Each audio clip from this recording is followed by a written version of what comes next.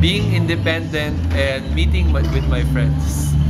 Sa merong horseback ride, swimming, and soccer. Yun lang. Yung eat all you can sa breakfast, sa lunch, at saka sa dinner. Activities and